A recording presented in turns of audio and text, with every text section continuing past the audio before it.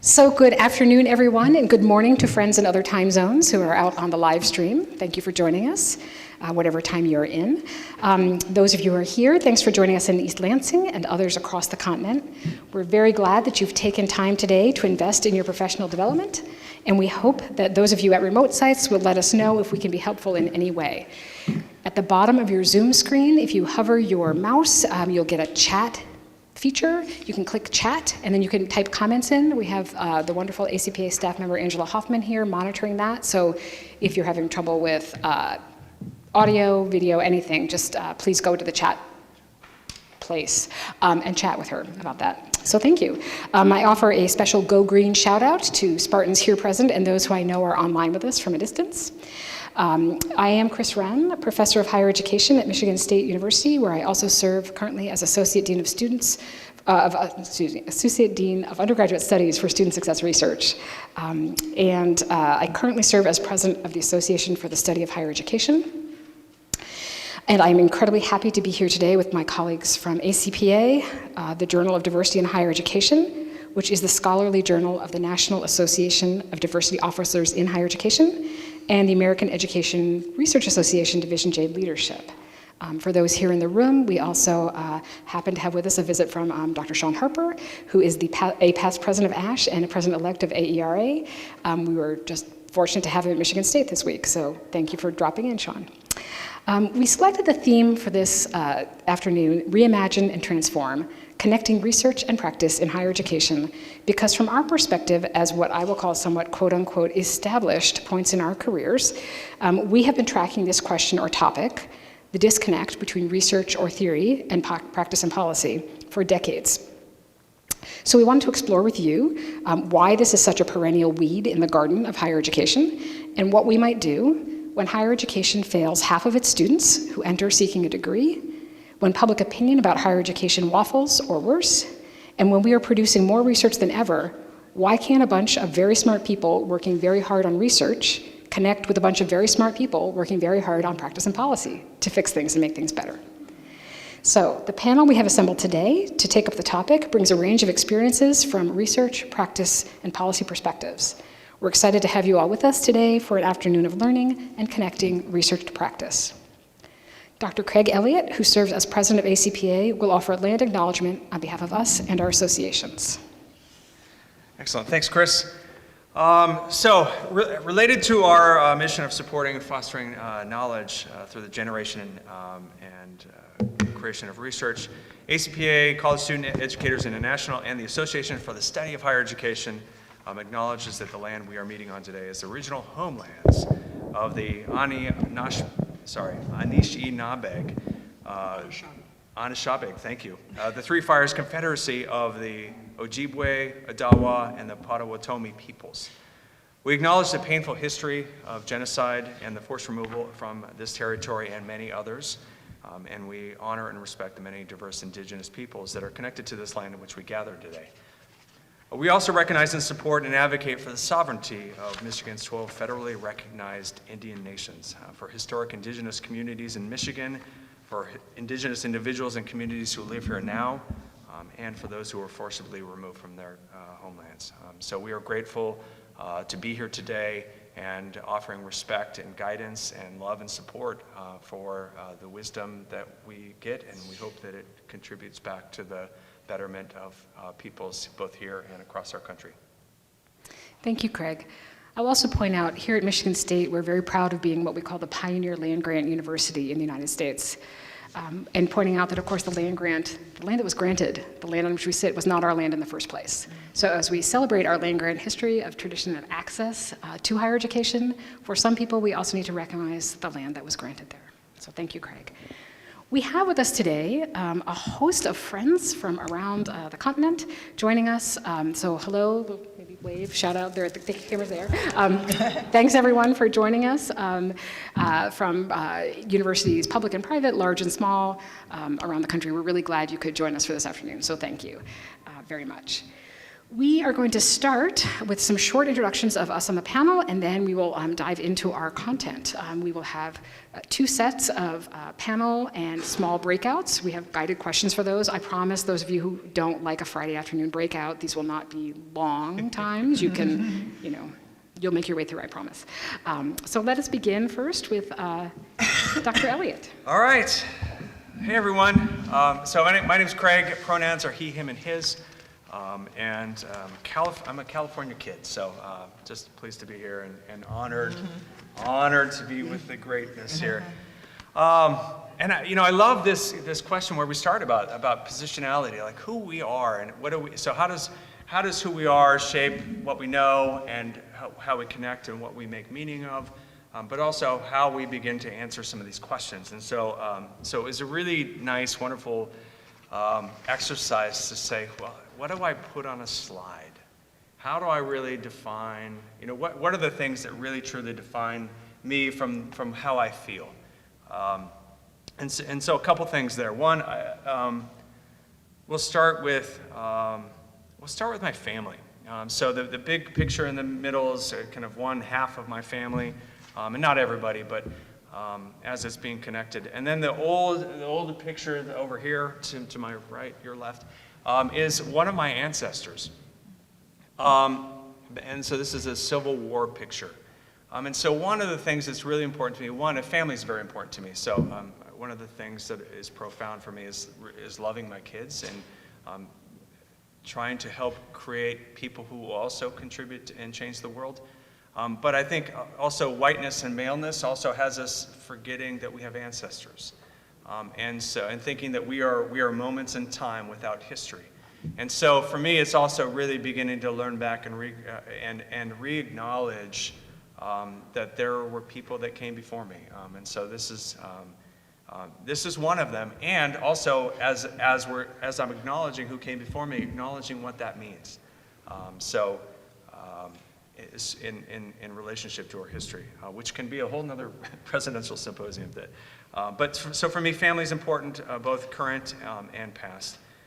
Kind of on the right, 3 organizations that I call home, and that I'm currently serving in one various capacity or another. My institution, Samuel Merritt University, ACPA, and Social Justice Training Institute, where I serve as faculty for the Student Institute. I think, and then as we look to the left, this is part of what I would define for myself, the things that were really important to me throughout my entire life. First, soccer, and so have the awesome, amazing World Cup winners that were there. It's brilliant. But I love soccer. I've always grown up loving that, and so for me, that's a part of, there's teamness, there's elegance, there's dance, there's beauty in that I always see and I feel. The mixtape up there, this is going way old school. My kids didn't even know what cassette tapes were until I brought them out. But for me, this is also, music is always a central part of my life, but it was also a way of, I spent a lot of time crafting a whole bunch of mixtapes, and drawing art on the cover and on the label, but often making them for people. And so there were also expressions of love and connection, and that is how I live in the world. And then Spider-Man.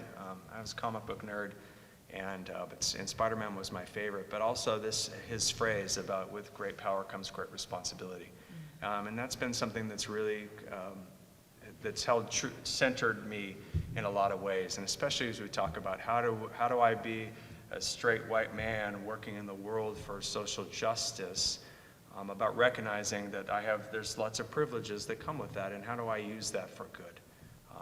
Until we can get to a point where we can change it. There you go. Good afternoon, everybody.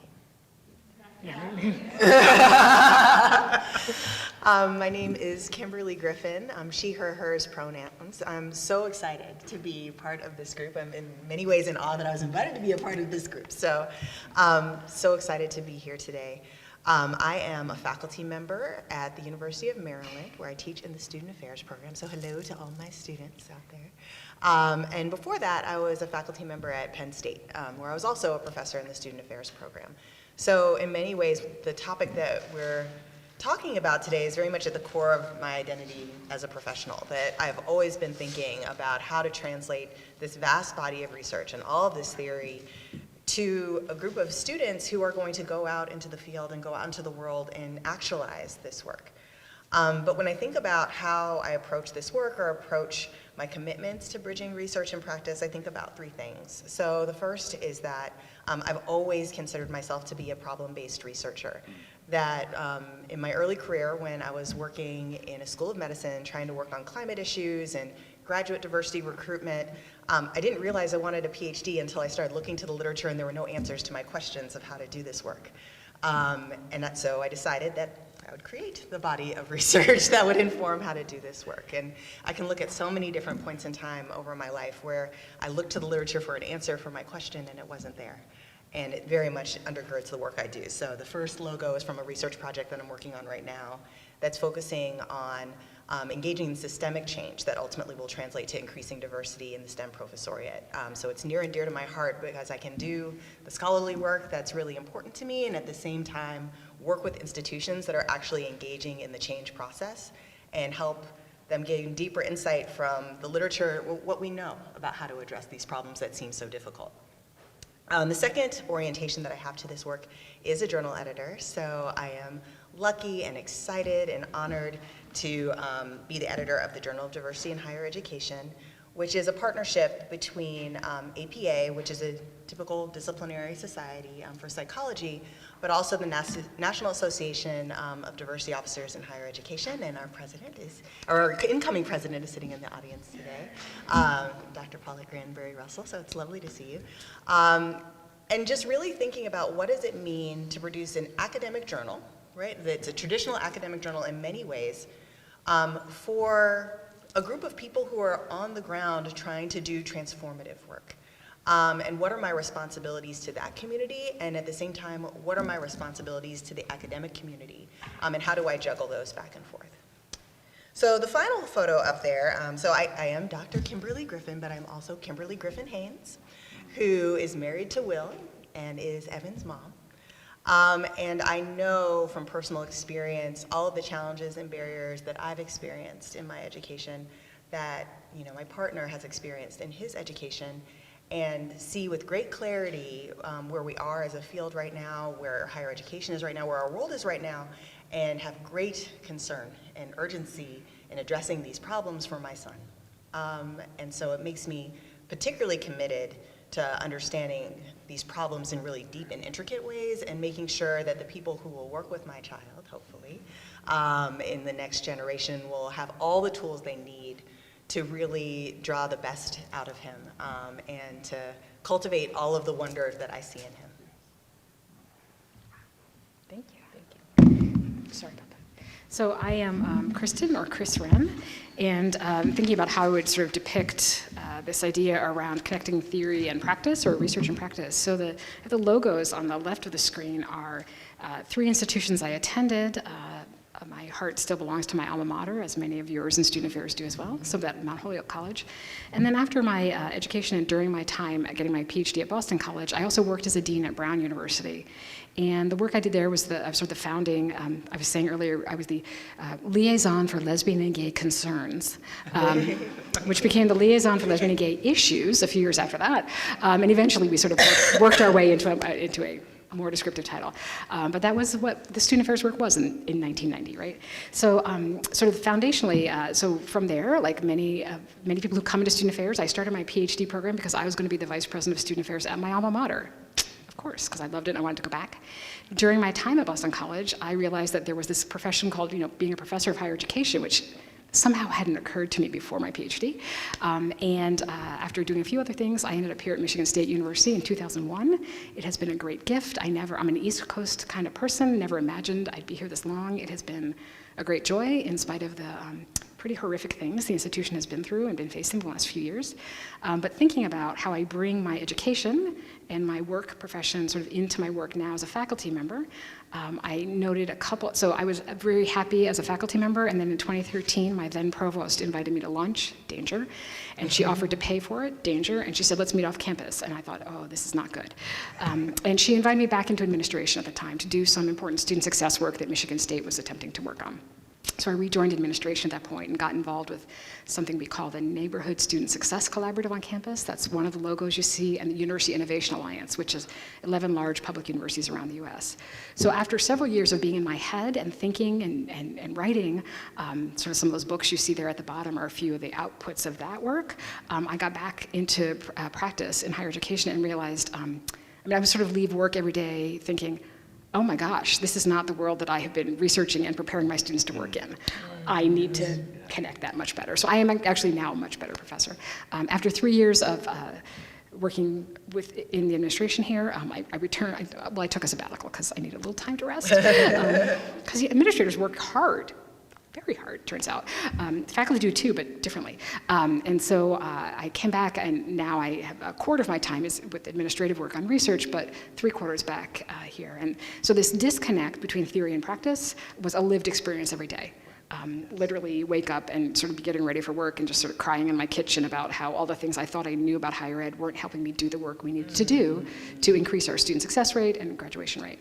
And then on the far right of my screen are the two women who I most love and care for in the world. It is my wife, Melissa, in the center, and my mom, Carol Meesom, on the left. I am the tallest woman in my family, and they are the people who keep me connected to the world and what really matters. They are smart, they are inspiring, they are kind, they're funny, and sort of they're a really critical sort of piece of who I am in that. So they forget, it doesn't matter how many fancy books you write or how many fancy things you do at work, they're the people who sort of bring me back around to who I am. So kind of important as I think through how to connect theory and practice is also how do I connect to the people who are doing other things. So I wanted you to see them. And now we'll have Dr. Torres. Good afternoon. I'm Vasti Torres. I am a professor at the Center for the Study of Higher and Post-Secondary Education at the University of Michigan.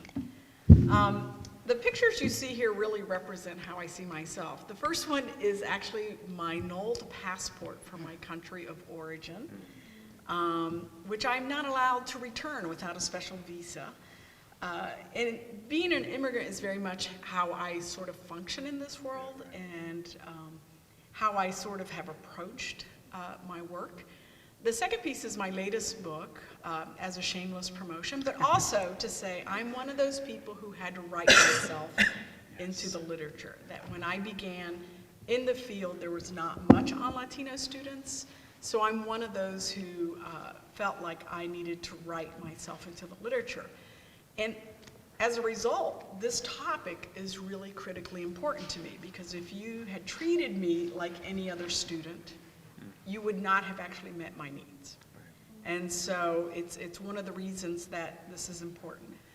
The final picture is really about the gray hair. I thought about taking a picture of the back of my hair, but I thought that would be a little tacky. But with gray hair, people assume comes wisdom. And so I'm at a point in my life where generativity is really critical to me, and the work I do with graduate students is of utmost importance because they're the future of what we hope to do. And I also want to pull this full circle because even though I certainly have certain privileges and I have the gray hair to prove sort of wisdom, I'm still highly threatened as an immigrant. And I don't think we can forget that. So that kind of gives you my position. Thank you, Vasti. Someone also suggested perhaps we were sitting at opposite ends because our institutions have a particular rivalry, but so Craig and Kimberly are. I can neither confirm nor deny that there were issues. Notice the colors Dr. Torres is wearing. Might not be the ones on our own campus. Go blue. It's fair, it's fair. I married into a Michigan family, so there you go. We're going to talk today about theory and practice. So one of the things that I've done for several years, and those who have known me have sort of seen me do this. So instead of thinking about, so often people are coming into graduate education or we're talking to the field about theory versus practice, research versus practice. And as a queer researcher, I love to queer things up, and a queer does not love a binary. Like if the binary is research and practice, let's queer that up a teeny bit. So this is ish queer. I mean, I don't know if a matrix is very queer either, but it's closer, right? So in this matrix, we go from low to high as we go from left to right and bottom to top, right? So in the bottom left pane is what I call low research, low practice. I'm not 100% sure who that represents in our field, but I do want to give a space for, there are times in my life when I'm not drawing, I'm just going to get through the day. My practice may be mediocre, my theory may be mediocre, but I just got to get through the day. So low research, low practice. But many of us will find ourselves either in the high research, low practice quadrant, there on the top left. These are researchers, faculty members, analysts. These are folks who are doing lots of research, but they're not always connected to practice. This is a fine space to be. We need people in that space. We also have people in the bottom right square who are high practice, but lower on research and lower on theory. So these would be people who are administrators, practitioners, right? I like to think that there's an imagined ideal up in that top right quadrant that is the connection of research and practice. And that's a space where we're doing research, we're applying research, we're creating research that will be useful to practice. But that's kind of that high research, high practice square. And in our conversations that the four of us had before this, my colleagues reminded me that it's not, we aren't usually fixed in one or the other. We may have a place that is most common to the position we find ourselves in at a certain time, or we may have a place that just feels better for us. That is the home I'm comfortable in. But we can also move around in these spaces, whether we move jobs, we've just started graduate school, we have several new grad students with us today. We may be in different spaces as we move around, and that's okay. In fact, that might actually be the goal, is to kind of try out these spaces over time and figure out what fits, what works well, where we feel like we can do our best work and make our most important contributions. But I do want us to think about this as we go through the day and think about the theory and practice places that they're not opposites. There is the possibility of integration, and then where do we want to be in that at different times? I mean, I'm going to suggest that those of you who are writing dissertations, we have a colleague here writing a dissertation, is probably in a pretty high research space right now, and that's exactly where you want to be, right? So thinking about how we move around and give ourselves some permission and grace to kind of move through those spaces. So that's kind of a framing for where I think we might be able to go today. So we created 3 key questions for our panel. And this first session, the panel will have about 50 minutes of panel conversation back and forth, and then we'll do some conversation with the audience, and those of you on live stream have question guides as well. So the first session, big block of time, why is there still a quote-unquote theory-practice divide in higher education and student affairs? Why aren't we all living in that top quadrant all the time, right? So the panel got 3 key questions.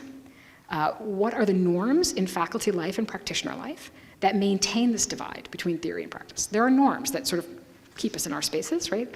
To what extent should these norms be changed? Should we change them, or are they actually useful? And then where's the investment in maintaining the norms? What kinds of keep us there? The second question is, do we really value practice as much as we value scholarship? Now, what's a little funny is that 3 of us on the panel are faculty, so I imagine if 3 were vice presidents, as Craig is, they might be well, do we really value scholarship as much as we value practice? So there's a question there. And then, do we really care about the impact of our scholarship? And if we did care, what would that mean for us? So those are the key questions the panel's going to take up for about 50 minutes, and then there'll be some time for a conversation with the group, and we'll give you some questions to work from. Everybody's set, and I will turn to my colleagues. What we didn't plan was the order of who's going next. Oh gosh.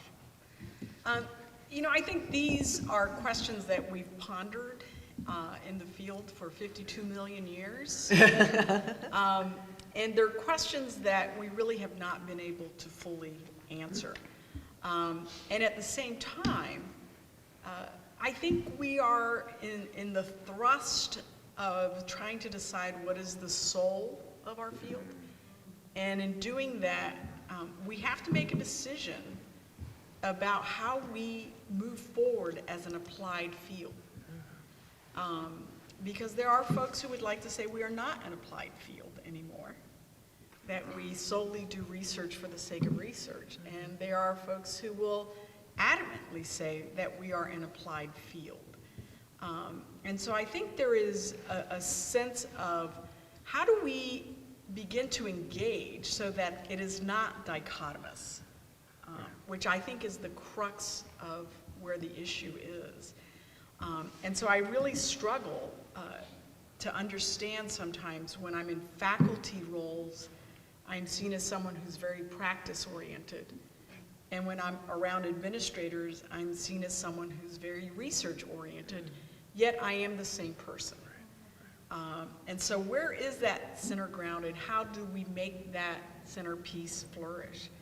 I would also like to accept the blame that faculty only measure impact in terms of citations without really recognizing how practitioners use our work. And that seems wrong because in many ways it's a much greater compliment to me when a practitioner says, oh, I read your work and it really meant something, than when I see a citation. And for those of you who are younger, you realize that as the older you get, the less people even remember that you wrote something. So like, who cares about the citation? Because eventually you're gonna be, passé. So I really want to encourage us to think about how is it that we capture the impact of our research on practice? Because it's really hard to be able to say that today. I'd like to dovetail off of something you said, Basti. It made me think about how, at least on the scholar side, tenure and promotion and advancement systems and structures are set up. Yes. And that while folks may say out of one side of their mouth, like, yes, we want your work to have an impact, what you can count counts. Yes. So I can count an impact factor. I can count a number of citations. It is much harder to count and capture whether or not your work is being used out in the field, how many times has your work been the assigned journal club reading for a student affairs office. Like that's not countable.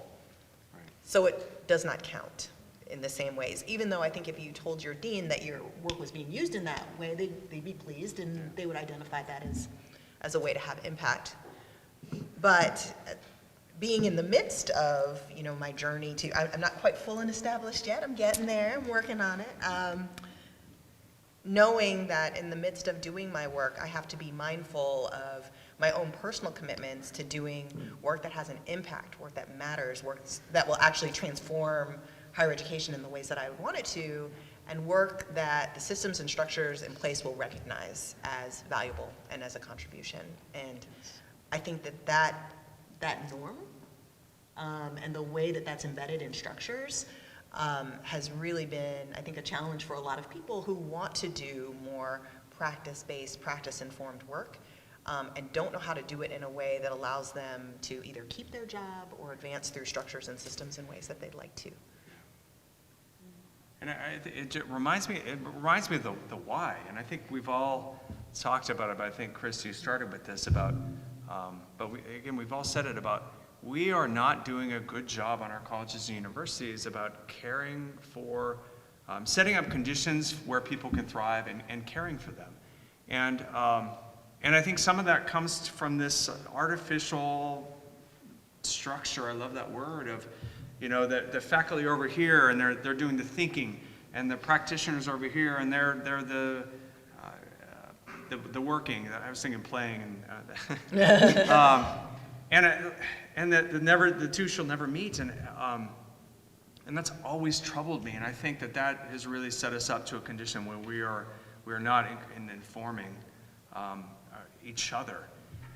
And that makes me think about, we're talking on our campus, we're talking about some work that Carnegie, I think it was the Carnegie Foundation did about the 3 apprenticeships, the head, hand, and heart. And so as we were talking, I was thinking about, it's not just the head or the hand, it's the head and the hand, and then how do we bring the head and the hand together with the heart? And how do we rethink what higher education means, what student affairs means, what our great responsibility for caring for people on our campuses means around really important ideas that will transform practice, and then really how practice and working with new generations and new people on our campuses helps enrich or change or deepen theory, and then how is love a part of all of this too, in that bell hooks critical love way. I just think we're at this moment of like we have such this great responsibility, and we're not quite yet grabbing onto it. So I'm going to offer I'm going to go from like love to the neoliberal academy. Not so much love. Yeah, Right. They're not friends, actually, love and the new. So what I have observed in my 30 plus years as a professional and faculty member, so everything has ratcheted up for all of us, right? Yeah. Like faculty have to produce more. Partly the quote unquote business model of higher education is broken, right? So there's this idea that faculty will get grants that will keep the institution running. By the way, institutions lose money on grants, just like athletic teams, at most of them. So, sorry, athletic teams. So there's this ratcheting up around counting and managerialism for faculty and rankings, and all these things have sort of ratcheted up on the faculty side. And I now know from administration, things have ratcheted up, budgets have been cut over, in the mid-'80s recession, so each time we get fewer and fewer, very few student affairs professionals now to get sort of have an assistant. There's nobody who's helping you do things, or it's all weren't computers supposed to fix all that for us, right? Like, so how many Outlook invitations do you get 400 times a day and you're scheduling meetings, right? So all this work has been sort of ratcheted and kind of pressurized. And then it's sort of been weaponized against certain sets of people, right? So just as the pressure has been ratcheted up is when more women and more people of color have moved into senior positions in administration, so more vice presidents of student affairs, more presidents, and into faculty. So we have the newer groups of people having to do more work under more pressure. And this does not work to give administrators, practitioners, professionals more time to sit and read things, or to go have coffee with a faculty member we have some economists here who are working on nudges that they're hoping will increase the number of women in the economics major. But who has time to sit and have coffee with them when, they cut your assistant last year, so now you've got to run your whole office. So I think this ratcheting and the pressurization has become more, and then we have the external pressures of, the country has finally figured out that our success rate's about 45%. People finish degrees, right? So that's become rightfully kind of a focus of attention, but there's I think a lot more pressure, which does not work towards love and collaboration and partnership. And if you are a faculty member, you need to be bringing money in for the sake of bringing money in, perhaps. If you're an administrator, you need to make sure your department is meeting your learning outcomes. You can demonstrate you're valuable in that way. And if you could also do that while also being revenue neutral or bringing money in, that would also be great.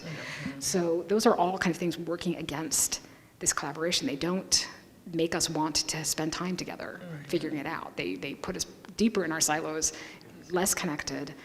It almost feels to me like, when you hold magnets together backwards and they repel each other and push each other off, it almost feels to me like the forces have become so strong that we have to overcome a pretty strong magnetic repulsion to find places for this kind of work. And I think we overestimate our knowledge about how to do it. That we often don't talk about how hard it is, and that we don't, as a faculty member, I know I do not offer great training to students how in real time, how to apply research to practice. Like, we can read and have long, meaningful conversations. We can do case studies, but until I can drop you into a problem and be there with my GoPro and for us to, you don't get to practice it. Like, you just try it and we can maybe talk about it and deconstruct it. And I think until we get more creative and innovative with how we actually teach people to implement research and theory, or to carry it in your brain, like that notebook that you can thumb through really quickly and apply in real time, that it's just really hard work to do, and we don't train folks how to do it very well. And then on the flip side, I study career development and training for doctoral students a lot, particularly in science, and we spend a lot of time talking about how folks are very well trained as researchers, but they don't get training on how to teach.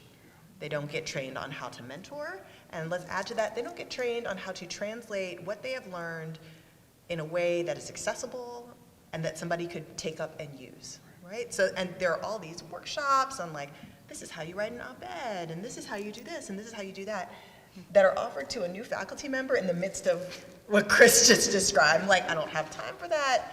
The institution isn't going to recognize it anyway. We are not set up in a way to facilitate these things in a really meaningful way. And part of it is that we have not taught the next generation or created space for us to co-create knowledge around how to do it in a smart way. And I think it too made me think about we all know people probably that are just gifted practitioners that can sit in a room with a student who needs something or needs them, and will take this body of knowledge plus experience and customize it in a way that it is exactly what a person needs. So I was thinking about like if we set up ethnographic research teams and followed people around, and then we could say, oh, here's how they're using this idea, and oh, this other idea that we had is not really showing up because it's not meaningful here, but maybe it's meaningful down the road. But right, we don't, and even for practitioners, I don't even think I got any of the training about how to sit with a student. What do you do when a student, and I think about the scope of our roles is changed. How I learned in 1990 in binders, so I'm thinking way back, really before computers came. And so how I learned student affairs and what students were about, that's a whole other question back then, versus the work that I'm a part of doing now is so radically different. And so having conversations with students who have just been evicted from their house, and they are so deeply committed to showing up and learning that they're working multiple jobs to try to be able to afford this, and they're reaching the tipping point. Or that they're late because they can't get to campus on time, and their instructor is frustrated with them because they're late to class and not showing respect for the learning happening. When there's this whole story about how so deeply they respect it that they are doing, Trying to get there. they're trying to get there. And so just those profound, I have chills even thinking about it, just the profoundness of hearing students' stories and trying to be some part of a help in that process, and pulling from all of your work and other works that's there and trying to use it in a way that's so helpful. And my wish is that process could then come back so that other people could benefit from what practitioners are doing out there that is helpful, meaningful, transformative, whatnot, so that we could just continue to do this, that we could have tools that help us really do the work, but also train the next generation of professionals to do it with us. So I want to try and connect the neoliberalism connections to sort of looking at what's happening in individual students' lives, which if I do this, it'll be a frickin' miracle. But I really do think there's a connection here, in many ways. So one of the things that we need to acknowledge off the bat is that we actually know what to do to help students be successful, but it's not efficient. And so when you know what you need to do, but you cannot do it, you stop thinking, I should figure out what research says, because you really can't apply the research in many ways. We know large lecture halls are not good for students. Yet there's not a single large institution that doesn't have a large lecture classes. Look at this room, as lovely as it is. It's still a large lecture hall. So there's a certain amount of we know what we should be doing, but it's not efficient. And now we're trying to backtrack and say, how do we, scale up nudges? Because it's really, how do we scale up staying in contact with students? but we call it nudges, and we're going to try and do this electronically. And I don't know if you've ever got one of those robocalls from your doctor or the pharmacy, and you're like, stop frickin' call me, because it doesn't work. A robocall does not work. And so we need to acknowledge that. We're trying to balance, or we're trying to make efficient decisions on situations that are not necessarily efficient. The second part of this is I want us to pull into what is happening between the classroom and practice to some degree in our own field. And I often describe that in the classroom we talk about the way things should be done. And in practice, they talk about the way things get done. And I think you need both. I think what was Kimberly was trying to say. I think there is a need to have both, but to capture both in a way that's respectful to either becomes very difficult. And as someone who has been in a senior academic role as an academic dean, I was sometimes scolded for doing something because it was the right thing to do. Because it wasn't efficient, it wasn't something that would get something elsewhere, the neoliberal side of it. And when you do something because it's the right thing to do, somebody else is somehow not getting their fair share. And so it becomes this tension between the way something should be, the way something is, and in the middle, we're trying to say we need to be efficient. Drop the mic. Exactly. You did it. Yeah, right. You did the things. Yeah, a Vasti mic drop is something. So I'm gonna, I hate the play devil's advocate, but is there anything we get by maintaining the divide between research and practice? I mean, is there any, like, what do they say? Like, every system is perfectly designed to get the results it gets, right? So our system is perfectly designed to get the result of disconnect between theory and practice, or research and practice, and policy for sure. So why haven't a lot of good thinking, thoughtful people been able to do this connection? Whether it's student affairs or diversity officers on campus, DEI work, or state policy, like, what are we getting out of it? Like, who's benefiting from the disconnect, and why do we keep doing it? I mean, Well, I think to some degree we have to acknowledge that scholars keep doing it for the metrics. Yeah. And hoping it influences practice.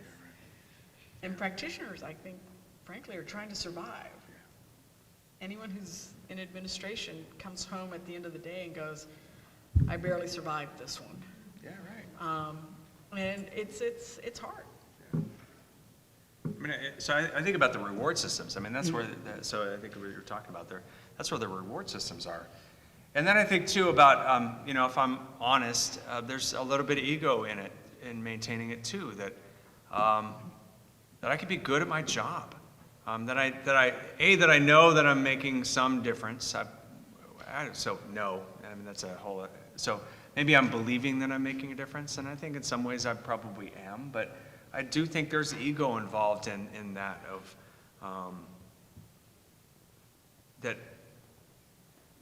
that just continues to perpetuate that idea, rather than, you know, me talking, or, you know, letting others do that, or doing things in partnership. And maybe that's where as I'm formulating in my head, we don't have partnership models. We have individualized success reward systems rather than this collaborative partnership model. And I think practitioners are stuck in that idea too. And maybe out of survival, maybe out of, that's the only way we know how to do it. Maybe there is some desire for it, I don't know, but yeah.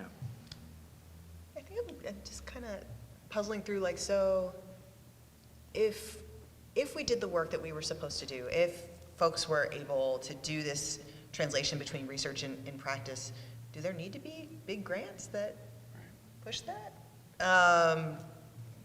What would who professors were look like?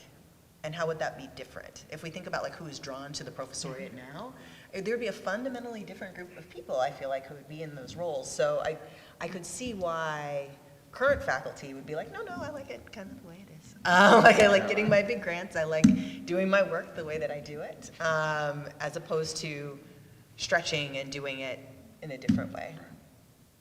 I think for me, the place that connects over, two places. One is I came of age in student affairs in the late 1980s, early 90s, which were, in addition to the binders years, were the, oh my gosh, the faculty hate us, wah, years for student affairs. And there's actually a lot of literature about this, like why don't they like us? Why when we invite them to 10 p.m. study breaks in the halls, why doesn't that pre-tenure faculty member in chemistry come join us? I have brownies. And they won't come, and I was, so I was raised up in that us, them kind of dichotomy, which I think still exists, but I think we've been more realistic about it. Like we don't think that the chemistry professors will come at 10 o'clock and then have our feelings hurt if they don't. So I think that a piece of it is sort of this historical legacy in student affairs, right? In our history, so student affairs, in particular in higher education administration, came out of when the faculty stopped doing the work that they had historically done on admissions and advising and these kinds of things. So there's been that separation. So we sort of chose to separate, and then we created our own associations, and we sort of professionalized in certain kinds of ways, some of which out of us, to gain a sense of legitimacy. Well, if we have an association, the faculty will have to take us very seriously, of course. So I think a piece of it is that, like, historically, we have something vested in higher ed student affairs professionals of, like, we're real professionals too, so darn it, we're going to separate out and do our thing. The other piece that, when Kimberly was just talking, and it has left my head, but it will come back, and it was about collaboration. Faculty in higher education and student affairs programs, so those of us who are doing research, there are lots of faculty outside of higher ed programs that do research about college students and colleges and how they work. We sometimes get a little jealous when they publish in our journals. We're like, hey, that's a sociologist. Why did they get an article in the Journal of College Student Development? That's our journal. And then you think harder, you're like, I want the sociologist caring about students, right? But I think that people like us who have our degrees in higher ed, who teach in higher ed programs, there's this like kind of, there's a little insult that gets thrown around. Like if I do research on students on my own campus, that's considered, quote, backyard research. And that's not valued as highly by my, because people are like, well, that you studied queer students at Michigan State. That's just queer students at Michigan State. That's not like real research. So and that could be kind of, so it's not as valued. Like solving problems on your own campus isn't necessarily as valued in salary, promotion, tenure as sort of some kind of a national thing. So there is this sort of setup in the system against people in programs like Michigan and Maryland and Michigan State, for sure. Like we try to avoid backyard research. That's like not cool. Which is different from some of our colleagues who work at regional universities who are very much rewarded for, oh gosh, you joined the student success research team and you're helping us retain students at our university. Thank goodness, we've been waiting for you. So I think that some of this has to do with how institutions want to think about themselves as well. I would add, though, that I think we have not kept up with the current nomenclature of renaming something that's always happened, but if you give it a new name, it sounds better. So not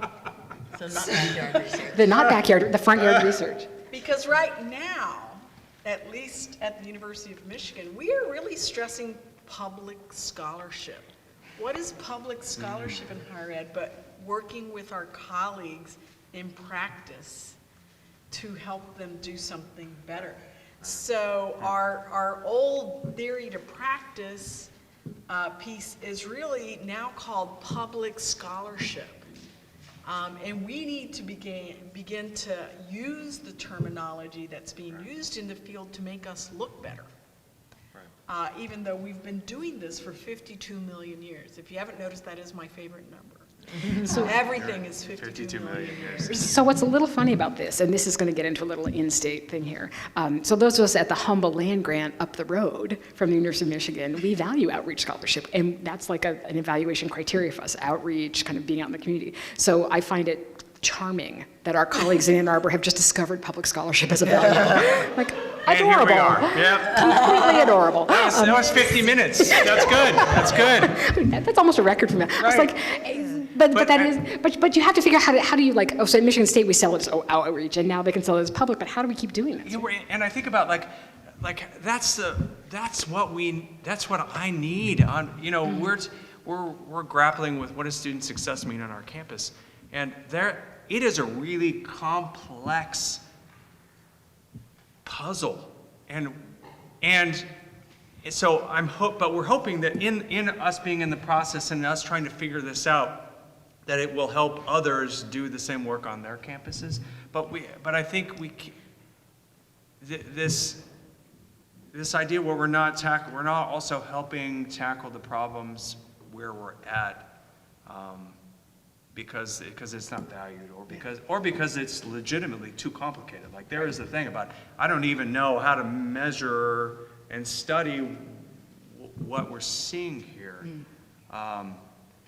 But how deeply, we're desperate. In some ways, we're really desperate on our campuses to answer some of these questions and at least come up with a first best guess to be able to make some policy shifts or procedure shifts or have new services and resources. I feel like oftentimes we're flying in the dark because we're trying to work our way through the matrix and try to come up with these ways and calling on favors from our friends. And rather than having a more methodological, strategic approach to it. Does the panel have more comments before we throw open to questions from the floor? And if you are online, again, hello, you can hover your mouse. Whoever's your host coordinating at your institution can hover the mouse over the Zoom screen, and near the bottom there should be a chat box. You can chat. We have folks here who are reading chat for us, and they will interpret your questions to us. Panel, anything else while we move? Dr. Griffin, you look like you're... No, I'm trying to form a thought. So I think we talk about our roles, particularly, again, thinking through my scholar frame, is I don't often think about myself and my role as translator. And that it's such a critical skill that often goes unrecognized and goes beyond that, did my research have impact? That, what time have I taken to translate research to community? So I do a lot of work on mentoring, for example, right? Which is something that I would want faculty members to hear in a unique way, right? Or something I might want students to hear in a unique way. So beginning of the semester, I got invited down to our astronomy department to have, to be their colloquium speaker, right? So after I got past all of my, so what am I going to tell astronomers? And what does my research talk look like in a group of astronomers? To do a meaningful talk on what do we know about mentoring from a scholarly sense? How can that improve your work and your practice and mitigate some of the dysfunction that people talk about in your relationships and help you better set up programs and policies? That's somewhat different than community engaged scholarship, where I'm working in partnership and community, but I am still translating research to practice, and there's nowhere to write that down, right? And when people ask you to do that type of work, you may be enthusiastic and excited to do it, but given the neoliberal nature of our academy, there's only so much time to spend on so many different things, and it makes me sometimes minimize those requests or feel like, well, I don't have time to do that. When, in those spaces, often that's when your work is being taken up, or not even my work, but the work of our field. That you're able to kind of rethink how what I read in a book would read to a group of scientists, and how can I translate it then into, so given all these things I told you about social exchange theory and forms of reciprocity and my research, how can you work across difference better with your students? How can you be more mindful and intentional about who you choose to mentor? Because there's this whole principle that's going to drive your work. So I think we sometimes minimize that as a really important role, and we don't have a name for it, and we don't have anywhere to put it, and it's also an extra thing that we often don't feel like we have time for. Are there questions in the room, or Angela, are there questions coming over the Zoom? The Zoom is quiet.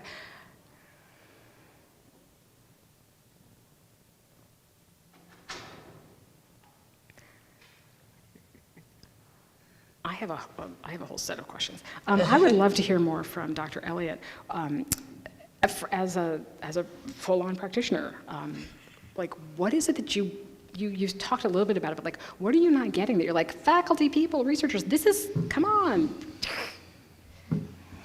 Probably nicer than that would be. He'd say it with love. I will caveat, I'm not speaking about any of the faculty on my campus. No,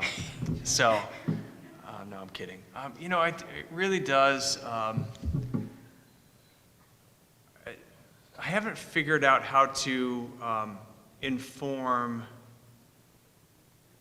in the immediacy of the work that we do, and I think you touched a little bit about this. There's an urgency to having a person sitting in front of you, or a group of people sitting in front of you, and really recognizing a disconnect between what the institution says it wants to do and what actually is happening in a way that's, I think, marginalizing students for whatever reason, and trying to figure out how to get there. And it's in a lot of ways it's a dance, and some of that's interpersonal, but I think when I think about the really systemic things that we know are happening, and so student success is one of those. We have students, certain populations of students that are failing out at a hugely significant rate more than others, and we have no idea why. We have some guesses, but they're guesses. And so I think about, like, how do we even begin to touch on that? Because then for me there's people, and it's not about the content. It's about something that's happening, some combination of experiences, policies, procedures that is creating these conditions. And so I don't know how to get there. And so. In the way that I think I'm curious, when we talk about later my wishes for the world is more practitioners that are curious, that have a researcher's mind and heart, that really begin to answer questions or start asking questions so that we can then partner better. But so the faculty that we're working with, I think,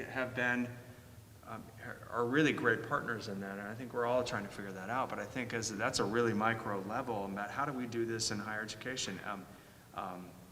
Inequity is not unique to Samuel Merritt University. So there's a bigger thing. Like, if we address some of that on our campus, awesome. But how do we do that? I'm moved by what you said, and how do we help transform higher education so that when our kids go to it, they're cared for, loved, get exactly what they needed, seen for who they are, and are able to do that. And I don't know how to get there. So, and I'm seeing hands, yeah.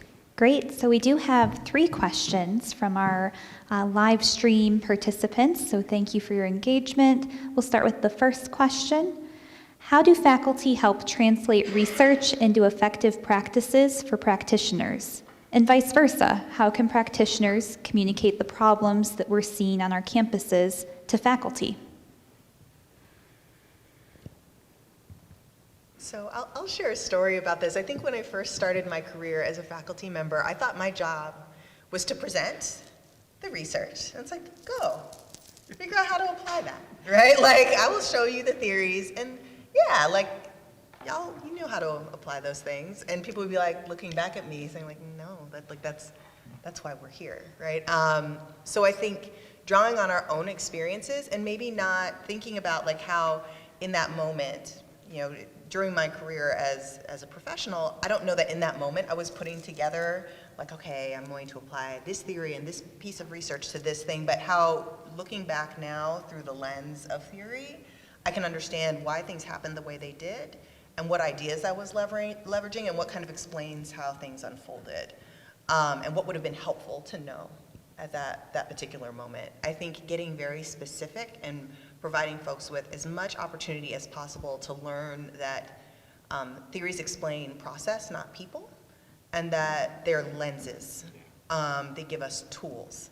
That it's not like, okay, you are at stage 3 of this theory, thumb, thumb, thumb. That means I am supposed to say, but like, how do you keep it in the back of your head, and how does that guide then your understanding of the process that that person is going through, and how does that translate then to how you can best support them in that moment? And I think it has to go beyond, like, you read the textbook, you come in and we talk about, what that theorist meant or how this research was conducted, to, okay, how does this align with your life or not? How could you envision yourself in your assistantship right now using this as a tool? How does this inform the way that you think about students you're going to work with in the future? So I think it's getting beyond understanding what someone's saying and really like challenging ourselves to engage around, so how do you, like, does this actually become part of what you draw out of your toolbox, and how does it become part of your thinking? I want to add that I think sometimes we do this without even realizing it, and if we did it intentionally, it would actually be kind of awkward, because if I was consulting with someone and I would say, well, perhaps this is happening, Griffin, 2005, it would be awkward. So we probably do it in ways that is not noticeable, because we're not going to add citations after a sentence. But there's got to be something in between citations after a sentence. Doctoral students are giggling over here. There's got to be something in between having citations at the end of the sentence and also making sure that we do this intentionally. I'm going to add one thing, and then I'm afraid we're going to have to hold on the other two questions while we move to the next section, which is terrible to do, but it's my job to keep track of things. Time is fast. Excuse me. So part of my answer to that is that we need more faculty, and whether they're in higher ed student affairs programs or in other fields, more faculty who have spent significant time in practice. And if you haven't been in practice in a long time, you need to spend some time getting back there. You need to be doing some work that is applied administrative practice. And you need to spend a sabbatical doing that, which for some people sounds like a terrible way to spend sabbatical. But something that gets you back into practice. And then for folks who are very eager to finish their undergraduate degree as very involved students and finish their master's degree and then move right into a PhD and become higher ed faculty, you really, really need to figure out a way to be in practice. Because teaching other people who are going to be in practice and trying to make these connections, you will have very little real world experience to draw from. So put yourself out there. If that is your path, and it is many people's path, you need to go do yourself an internship in an administrative office, like get out there and find out what's really happening in practice. As I said before, I was startled and then cried in my kitchen every morning before work, startled at how hard being an administrator is in the second decade of the 21st century. It's incredibly difficult. And I would add the converse of that. I mean, I think for practitioners to spend time with the faculty member and even teach a class. Because I was like, I had that experience of like, oh, I get why when I send something out as an administrator, faculty don't respond, because as a I'm getting now where the disconnects are. So there's some lived experience about that, but I think it's also, it's like anything. If you don't practice the skill, it'll go away. And so how do we be in this space where we're learning to practice the skills we need for both? We do have some more hands here. I promise you there'll be more time to ask questions, but this is actually a time in our program where we wanted to do some group questions, and why the group questions are not on my slide, I'm not sure. There are supposed to be small group question discussions on here.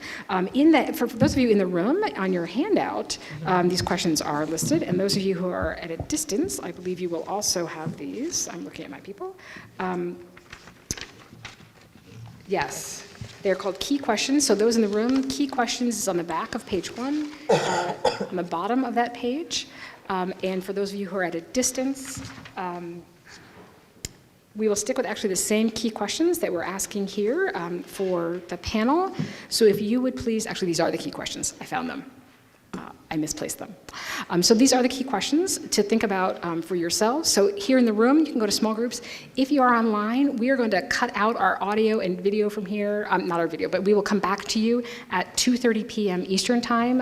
We'll fire it back up. So thank you so much. We'll see you again back at 2:30 Eastern time.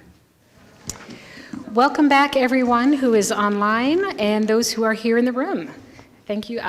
I hope that folks who were, that I could not see, were having good, engaged conversations. I know the folks that I was able to see were having these kinds of conversations, so thank you so much.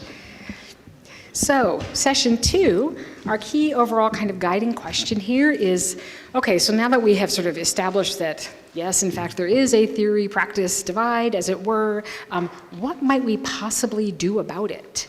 And we'll follow the same general format. We will have a panel for about 50 minutes or so. We'll save some time for questions. We'll save a better time for questions this time. And then we'll have some group discussion as well as we each figure out where is our part in making a change if we believe this is something that should be changed. So I'm going to ask my panel. What we've come up with as sort of panel questions, as we were preparing for this, we thought, boy, here's 4 somewhat sassy people occasionally. Let's ask each person for a bold idea about what we are going to do about the theory-practice divide. So, with only some small amount of self-censoring to be, bold but not too bold, I'm going to ask each of my colleagues to chip in. We can go in any order we want. Who wants to be bold first? Every time she says this, We all- Kimberly turns to me.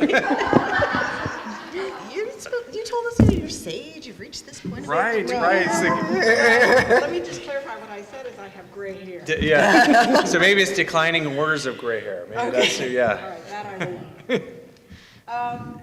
So my bold idea actually came from teaching class last week. Most recently, I was teaching class on student success. And like many of us in higher education, I began the conversation by saying student success is complex. Sorry, I forgot to turn on my mic. Is that better? So my bold idea comes from teaching class last week. I was teaching a class on student success, and I began the class by saying student success is complex.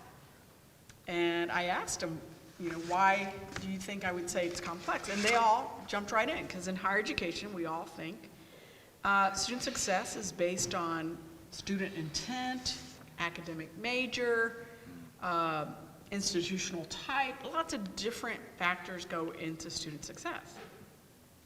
Well, the reality is that legislatures have much more, and the society in general have a much more simplistic response. And they think it is, what is it that you are doing to help students graduate from college? That is a much more simplistic and direct point. So I admit that one of the problems we have is that research does not give definitive answers. Instead, we say, well, this is a complex issue, there are many limitations, and you have to kind of consider context and things. So I will frame my provocative thought around the idea that research complexity is around context and how a program is run, which in research we would call fidelity. So when a research says it's complex, there are 2 major implications for practice that we as researchers don't think about. The first is, how can we understand what is needed when researchers are not clear about the application of research to practice? That is our fault. We are saying, here's the research, here's what works, but not really saying how it works. The second is, what is shared responsibility in this sense is that making sure that practitioners know that implementing an intervention or program from another institution that has shown to make a difference does not mean you will get the same results. Because in reality, new programs only work if the intervention is done well. In order to do it well, a practitioner would have to understand what the research undergirding the program or intervention is in order to be able to apply that intervention within the context of their institution. So oftentimes, we provide the undergirding and practitioners provide the implementation. But where we need to come together is that practitioners assume that the structure of the program or the intervention is what makes a difference for students, when in reality, you have to work hand in hand with the process. And the process is the research as to why that intervention would work. So in order to really begin to bridge this, we have to think both about structure and process. Structure is the implementation, but process is how do we know, based on research, that this could work? And those are my provocative thoughts. And my gray hair. I like it. I like it. Okay, no, I was just checking in. I didn't want to jump, okay. That's fine. Because I was going with what I said about the gray hair, so I'm Mine not- is on the side. There you go. So I mentioned this a little bit earlier, that I want, my dream, my wish big is for practitioners that are spending time learning how to be scholars, for lack of a better word, but the curious mind and the curious heart, and figuring out how, you know, I remember when I was doing my dissertation, I remember this, it didn't happen immediately, but at some point I woke up and looked back and said, I'm seeing the world a little bit differently now than when I started this graduate program. And so I named that as a researcher mind, for whatever that means. But for practitioners to really spend time and study and engagement and dialogue with others, our experts, if you will, to develop that within themselves, so that we can begin to ask these really key questions, not just try to do, but really how do we be in those ideas to answer some of the questions, and to then really take these questions and ideas that we're having and try them out and really have this iterative practice. So that's my hope, is that we have more of us doing that work. As I say that, I also think about, it's also not wanting practitioners to be all things to everybody. Like, how do we also really wrap ourselves around the gifts that I bring as a particular practitioner and the work that I do, and build around that idea, and then trusting that somebody else is going to come along and do some other good work. And so that I don't have to do it all, but I can find the things that I do really well, or the things that really drive me, the things that get me excited to come to work every day, and I can spend a lot of time about that. And I know to be able to do that, so here's, I guess, the bold part, that we have to change our reward structures on our campuses and in our professions. And so I need faculty to be able to have time to spend with us practitioners to do that. And so that means that there's time for that, there's value for that, there's reward. I think there's a question about release time. Like, there's some of that. Like, we need faculty to be able to be paid and valued and honored for their work that they're doing, hanging out with us. And I think there's also this idea for practitioners that we also have to, and this is hard, there's so much to do that I think we say, I don't have time for that. And so we also need to reward our staff and and the people to take time and say, it is okay, we have it. Please go spend an hour or two a week thinking, feeling, engaging over here. And we'll cover all this, because we know when you come back, all of us are going to be that much better for it. And I think we don't do that work well. We say, here, we know you have an outcome, you've got to go do it. And so if you have time, if you get it done efficiently, then you'll have time for it, rather than saying, we're going to say you have this time this week to go do this, to go play on something that moves you, that will better the work that we do. So my bold idea is very much connected to my role as editor of a journal, and it's really rethinking and being more creative about what we mean about dissemination and who we're disseminating to. So I feel like there's an informal conversation going on between journal editors right now in our field, and that we all kind of acknowledge that we want it to look different, that we don't want to keep writing just for ourselves, that we don't want to keep track of our citation count or those things, that like we want to actually feel like there is purpose and there's meaning behind these papers that we're writing. So when I was able to take on this role as being editor of the journal, I think from the jump I knew, like, as part of my vision, that I wanted to make sure that the journal was going to have a real life and practical use, that it was going to have an impact in a very meaningful way. And in my head, just always kind of wondered, like, why don't all journals do this? Like, it should be so easy. And I quickly realized that there were several structures and systems set up that made that hard, that made that challenging. So that while we want to inform practice, as a traditional academic journal in many cases that is co-sponsored by APA, we do not publish thought pieces, we do not publish essays, we do not publish evaluations, we do not publish promising practices. It makes me cringe every single time I type that to somebody when I'm desk rejecting their work. They're like, it's really important and thoughtful, and we don't publish this. That we want to speak more directly, particularly to our partners in NADHE, but the authors of our manuscripts do not go to the NADHE National Meeting, and folks at the NADHE National Meeting are not at ASHE or AERA, so that there really is no opportunity for that dialogue to take place in real time. That we want to be able to help in real time, but as I'm sure everybody in this room knows, it takes a long time to get a paper reviewed, and then re-reviewed, and revised, and then for it ultimately to end up in print, right? So, been grappling with all of these things as I've still been committed to wanting to see our journal do things differently. So there's a handful of ways that I've been thinking about how to be more creative, and have seen other journals kind of wade into this space. So first, thinking about how we use social media for good, but also in more innovative ways. So most journals, I think, JDHE has a Twitter account, right? JDHE tweets, follow us, all those wonderful things, but that we've all relied on, my new piece has come out, click on the link to go see it. Are there ways that we can use social media to actually transmit findings, to transmit implications, to when something is happening on a campus, to go back through our archives and say, this paper will give you some direction, like this might actually be helpful.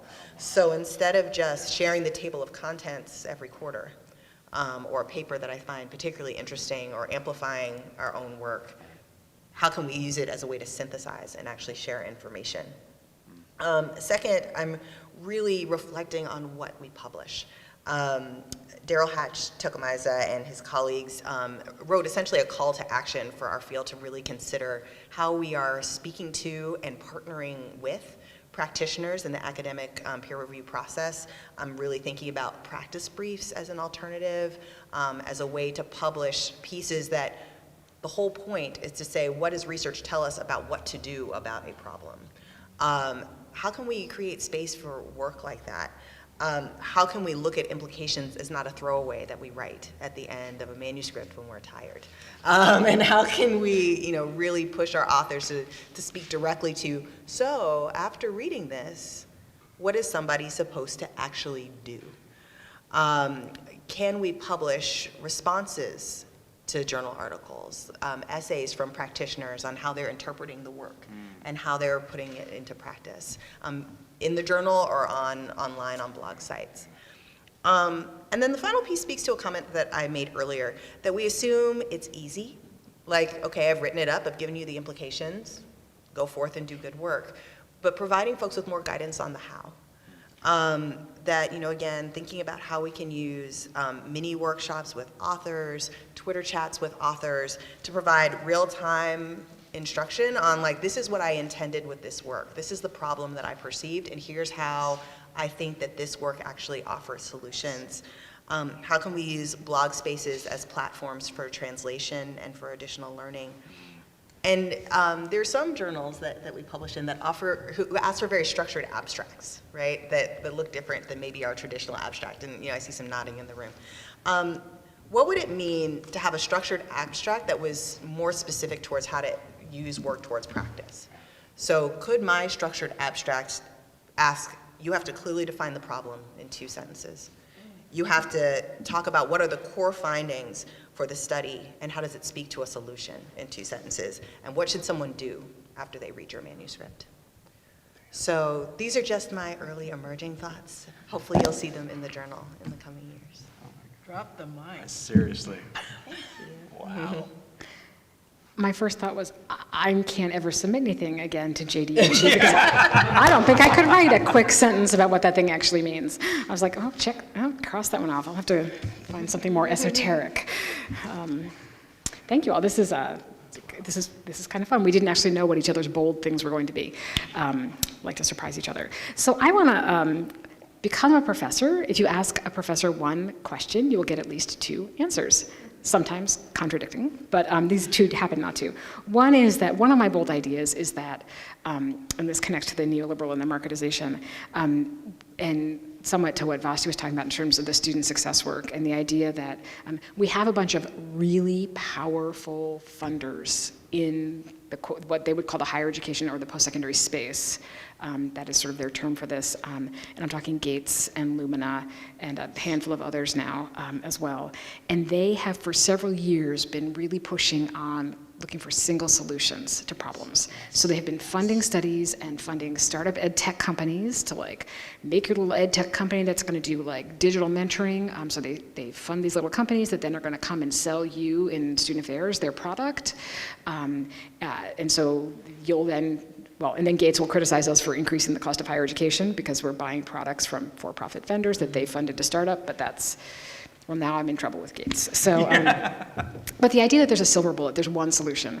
And when I think about college student success and I think about student affairs work and higher ed, if one student leaves college, it's often for several reasons. It's not just one, and it's not always the first one that comes to mind, right? So thinking about the complexity of that and that solutions are contextual, and what works at one institution will work and look differently at another, or for different students within that institution. So there's a complexity that makes it hard to translate the silver bullet answer.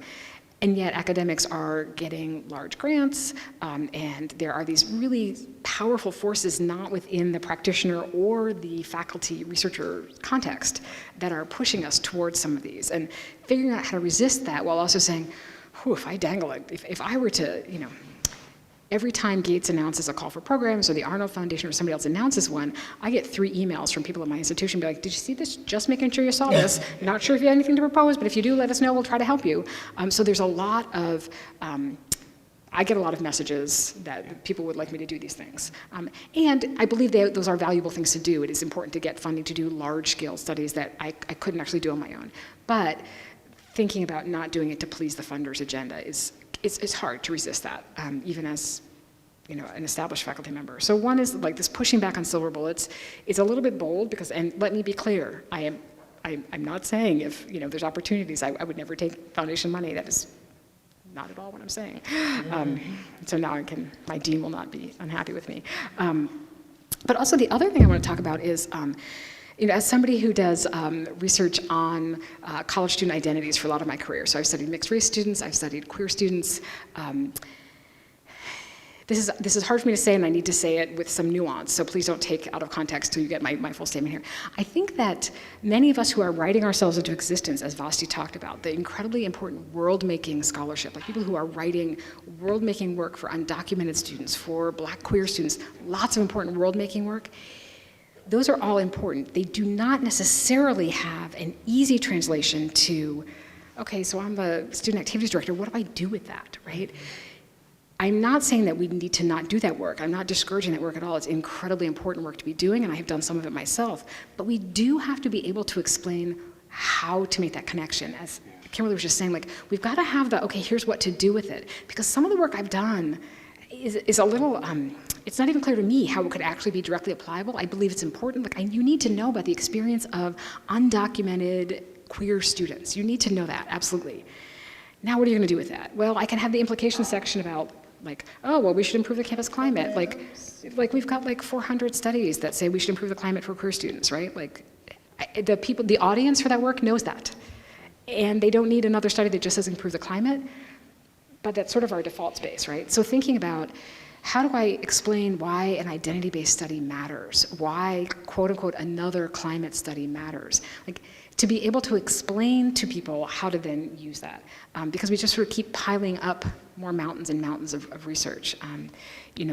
Each time I read a manuscript review that the justification for the study is there's a dearth of research on LGBTQ students. I'm like, Sorry, friends, it has been a decade since there was a dearth of research on LGBTQ students.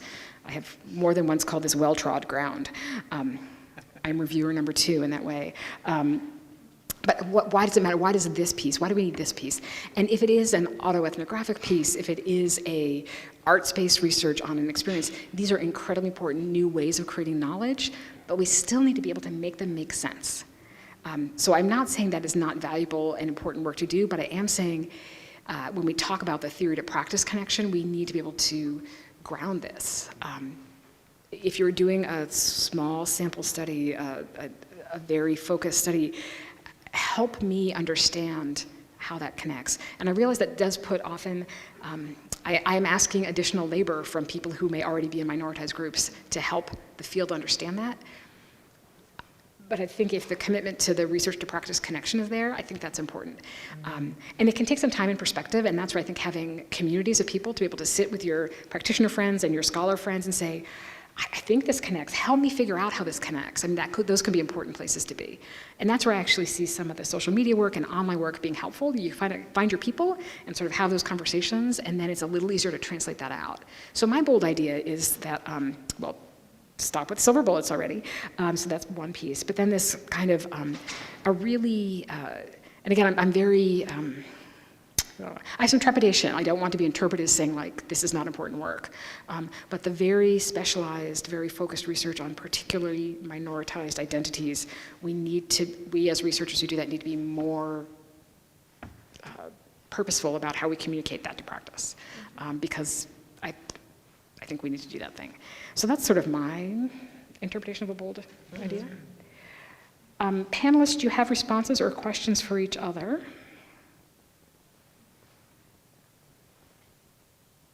Or do we have online questions or audience questions? I do have some questions that came in over the last one that we have, through the magic of technology, zapped up to my little hand computer. But I But saw there's Dr. a person, Gatz's yeah, hand. Dr. Shea would like to comment here in person. Dr. Shea, I apologize for that. Good. Okay, sorry. This is actually a question related to the last section. I was sitting there thinking, as I was listening to all of you talk, about the uniqueness of my master's preparation program. I went to a program, I'm now dating myself, 20 years ago, which was entirely taught by practitioners.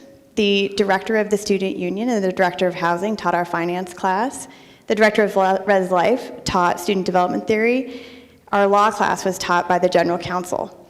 These folks were struggling on a day-to-day basis with not only translating their work into practice, but talking with us as future practitioners about how they were doing that. And so I'm thinking now about one of the bold ideas might be actually valuing the experience in a different way, that actually prepares master's students to be practitioners when you have educators who have been practitioners. I think one of you said something related to that up there. And I'm wondering now, as a scholar with a PhD from a top program, I'm curious, my 20 years of practical experience and my background now as a scholar, I wonder how that would be valued by a student affairs preparation program.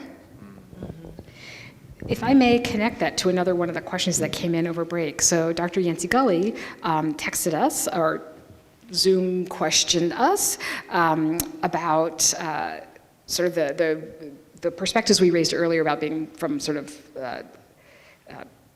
more research-intensive institutions compared to a lot of higher ed and student affairs work is happening at regional and less research-intensive institutions, and are our perspectives on this theory to research divide in part driven by that? And one of my observations about programs at other kinds of institutions, besides a Michigan State, a Maryland, or a Michigan, are that they do tend to involve more practitioners as faculty and scholars in that. This works a little bit against, when we think about I will name the elitism of some research universities and saying like, well, if we have too many of them, and them being practitioners. If we have too many of them, then our program doesn't look as rigorous, serious, we won't be ranked as highly, blah, blah, blah, down the road. So a bold idea is to get over our bad selves and maybe push back against that a little more, if I may. We are so lucky at the University of Maryland to have a group of affiliate faculty members who work closely, particularly with our master's students, who are all in senior roles in the student affairs administration. And I think what is difficult, though, is that we are often asking them to do this work as an and. On top of everything else, be present for our students. On top of everything else, review their seminar papers. On top of everything else, could you teach a class? Could you? And I think I struggle with asking that of folks.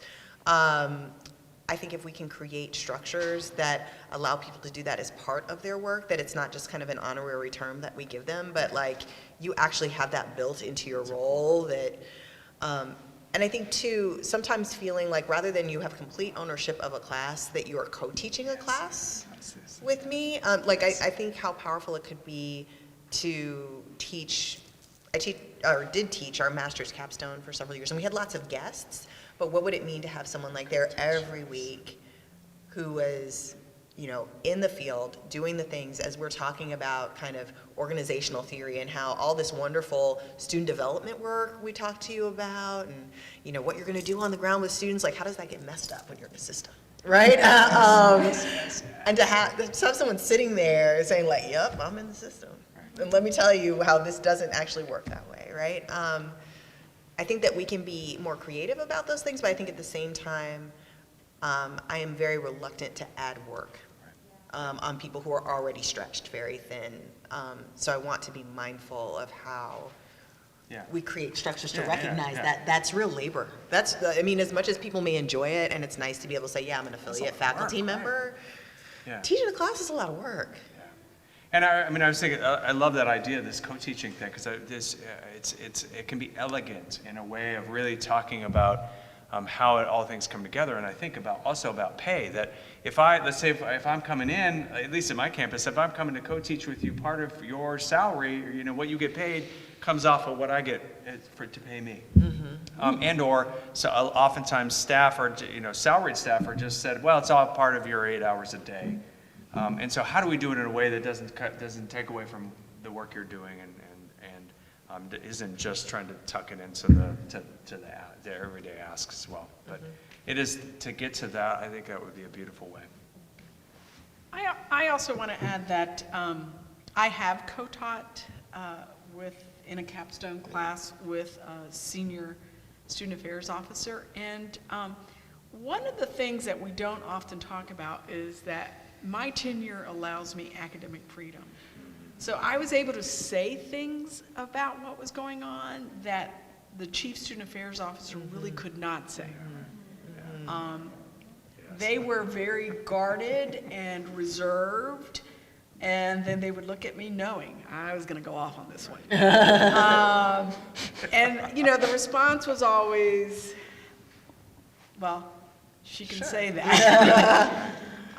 So there's something about that partnership that is equally important, because I think we forget that those of us in the classroom have the freedom to say things that administrators cannot say. And I'm actually going to be back on your campus next week for the Big Ten Alliance, and one of the things I say is faculty are the most powerful people on the campus, and they're the ones that feel the least amount of power. And that power comes from being able to say things that administrators at least feel constrained to say. Yes. There's another question that came in that I think connects really well with this, and this is, it's a big one, so be ready, friends, for a Friday afternoon. In what ways can the theory-practice divide be improved by opening the parameters of what an academic setting is? For example, boundaries of public and private spaces, boundaries of campuses, boundaries of only teaching and research, so this binary, right? How might we see decolonizing efforts in higher education addressing or not addressing the theory-practice divide? Right. Wow. For a Friday afternoon at 3 p.m., friends, that is big. That's a great question. It is a great question. I will say that sometimes I have from time to time asked my classes to say if we could just blow up the system, which is really what decolonizing is. We got to blow up the system, start from scratch, start over. Say, what would you do? And it amazes me how they fall back on traditional structures that they know. And so I think that question is poignant because to really change that divide, we have to change the way we do everything. Yes. And we have to learn to see the matrix. Like like how do we see the green lettering flying around us and go, oh, this is that model, this is that lens that we've been given, and so we have to be able to step out of that. But it's everything, everything. So we probably can't blow up higher education and reformat it. Most of us don't get the opportunity to fully reformat organizations. Is it possible to tinker our way towards that? Can you tinker your way to decolonization?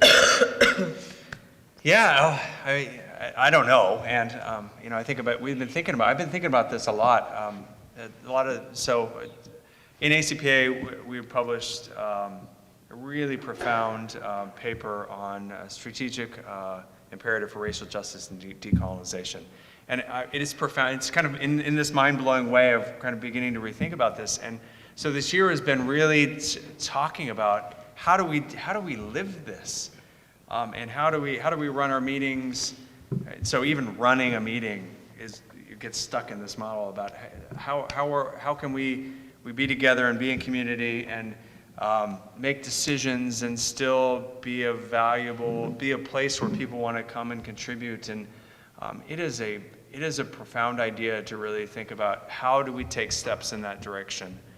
And so I've been thinking a lot about just ripple work, about that we're trying to do something and we don't have to necessarily figure it all out because it's overwhelming, but how do we do really good, important things that ripple out into making a difference?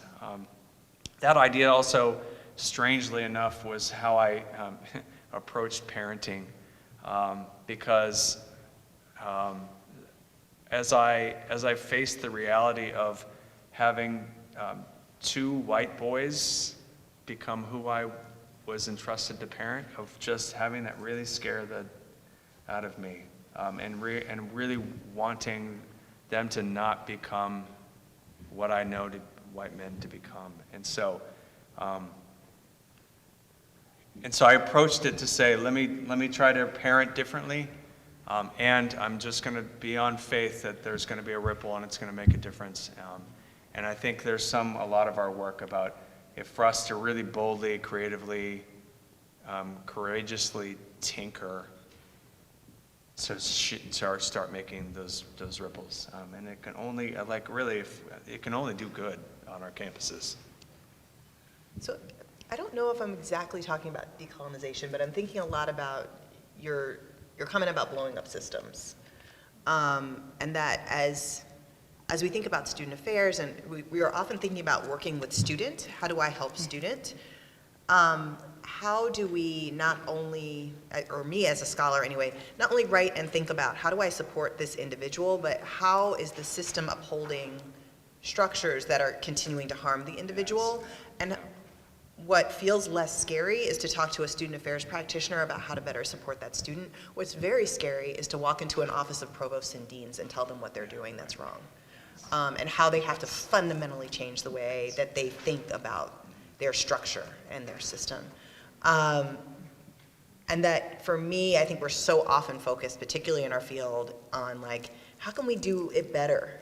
Right here, when it's there's a whole bunch of stuff up here that has to change. And that means having really scary conversations with people who are going to look back at you like this when you're talking to them, that are not going to be on board, that you're not preaching to the choir. And I think walking into those rooms and being willing to walk into those rooms, and getting very comfortable with being challenged in what you're going to say, has been, at least in this stage of my career, one of my greatest challenges, and something that I'm continually working on. So I don't know if that's exactly decolonizing, but I think I'm very much in the process of shifting my focus away from people are working hard, they're trying to do their best work. I think they have really good intentions and are trying to be engaged in this work.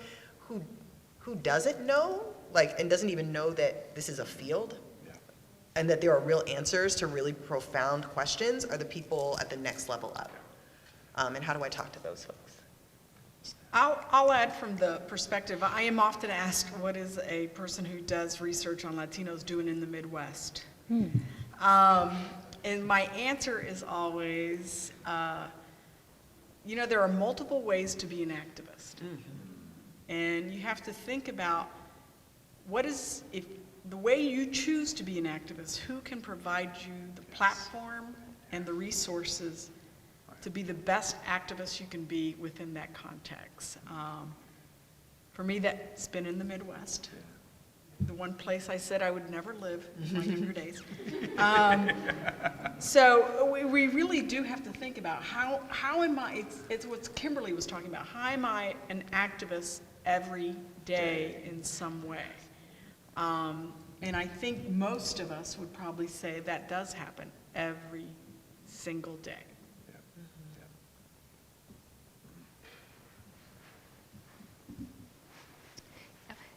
We have a question here. We're going to wait for the microphone for the benefit of those in the room and those on the interweb.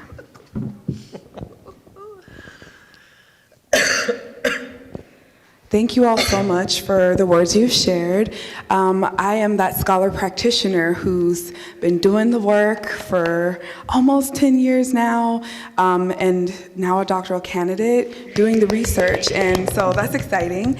And a lot of my focus has been on staff retention, and so I've kind of been reflecting on my journey from the master's program, getting into the work, and I think that's when the curious mind piece was huge for me. Coming out of my program, I was prepared to answer those questions around how are you going to apply theory to practice when you get here, but then also going through a process of, well, we don't have time for theory now that you're here in this job. So yes, you talked about it, but it's not really, we're not giving you the space to do that work. So my question is, how do we capitalize on that new energy that's coming into our field that has dynamic ideas, the passion, the energy, and the willingness to tear down some systems, but they don't have the platforms to make that happen, so we kind of get stuck. And then that's, where the life kind of comes out of us, and either we conform or we leave the field. And so I just wonder if we can speak to that. Like, where are some opportunities between faculty and staff and some leveraging of power and ways to kind of redesign these structures that we work within? It's a broad question, but... No, beautiful, beautiful. My cynical answer, my cynical response is there are people at the institution who don't want curious administrators. There are people who don't want administrators who ask too many questions. Now, that is not true of everybody, but I think that finding the people up the line, and they may not be in one's own silo. You might have to go a silo or 6 over and be like, oh, the head of that office also has this mindset. So maybe making some connections there, as well as with faculty, but thinking about how do we find the people, some of us will find ourselves at institutions with senior leadership who are very excited about people asking questions and challenging the status quo. I'm sure some of us will find that place. Some of us are very fortunate to work in smaller subunits where we have those kinds of questions and curiosities. So I think that finding your people who can support that and grow that with you, it is not always practical to leave a place that doesn't have that. Some of us will be stuck at places that don't want us to be curious and ask questions. And especially if the question we're asking is, how do we fundamentally change higher education? Mm-hmm. Yeah, right. There are a lot of people, higher education is really good at keeping itself the same. It's a system that it does. That's what we do. It is a conservative, not politically, sometimes politically, but it conserves itself. There's structures in place to do that, and faculty governance is one of those structures. So there are a lot of anti-change. There's a lot of anti-change inertia to overcome, and being curious can be threatening to some people. It can also be really exciting to other people. I love a curious administrator, but I have tenure, so I can do that. If I were the vice president of student affairs someplace, I'm not sure I would want everybody curious about my institution. Well, I mean, I think we need leaders who are going to ask those questions too and boldly support next generations of professionals and faculty coming in and asking those questions. I mean, I'd love to work with you. Like that, just like how you presented, like that, I already know, like you're my people. We think, let's go tackle some stuff. And there's a lot of us out there. And so I think also it's as I also know that there's a lot of us administrators that are holding on to our jobs way longer than we should. And so so it's as generations of new leaders come in, hopefully that starts to take shape. And as I become a seasoned administrator, how am I also thinking about how am I keeping relevance and how am I continuing to embrace change and challenge and new ways of doing things so that I and finding new pathways for me so that I'm also growing and developing, continually growing and developing too. And I don't think that's always been there. I think there's a philosophy in a lot of, and I think it's old, but there's a philosophy that we work, the senior student affairs is the pinnacle and we work hard to get there and then we hang on. And that has to change too. And that's where the knowledge that should drive career development is rooted, right? As opposed to, if we're talking about decolonizing, right, and disrupting hierarchy, that junior scholar who has just graduated actually probably has a better finger on the pulse on what we need to know. Yeah. So what would it mean to have the most junior person in your office designed to career development as opposed to the most senior, right? And building around that energy, because it's totally understandable. Like, as I get further and further up in the academy, I don't want to go to anybody's workshop. I don't want to learn any new things. Like, I'm tired. I got a lot going on. Like, I'm tired. I don't want to go. But I draw on the energy and the enthusiasm of my students and of my more junior, who force me to learn new things, right, in some ways. Right. And then when I'm in it, I'm totally happy. I'm like, okay, this is great. But that I think we often, and particularly if we're thinking about like mentoring, career development, any of those things, we sit waiting to receive like the knowledge and the blessings from above, right? As opposed to what do I have to give that could drive what we learn together? And I think it does take some degree of bravery and vulnerability on the part of like an office leader to know that and to say like, okay, yes, I have some things to learn, but what does this person who has so much energy and so much enthusiasm want to learn, and what are they curious about, and how can we build around that as opposed to me being kind of tired and not wanting to build it?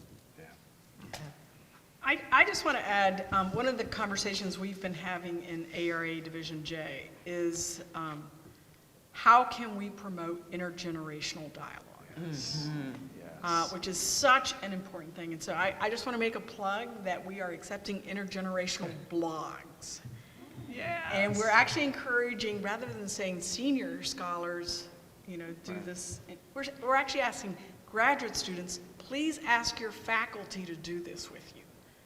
Because at least for me, when I have a graduate student ask me to do something, I really have a hard time saying no. While my colleagues,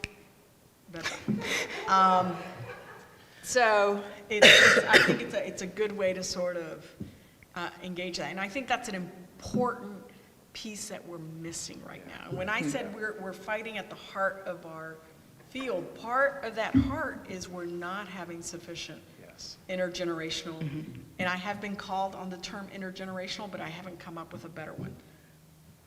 But we're really fighting the intergenerational piece of it. The other thing I will say that a couple weeks ago I was interviewed as a senior faculty of color at the full professor rank at a research, at this point I'm like thinking, I'm going to be identifiable pretty soon. Anyway, and they asked, one of the questions they asked is, where do you get your support?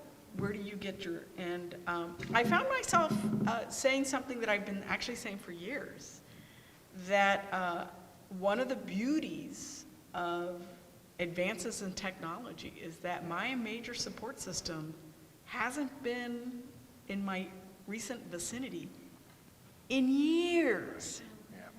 but it's maintained. It's been maintained, and it's been something that really helps feed me. And I can call and say, or FaceTime or just text some sarcastic remark of like, I just need a reality check because I cannot believe this frickin' happened to me. And so I really encourage you to think about support systems that are not necessarily in your backyard.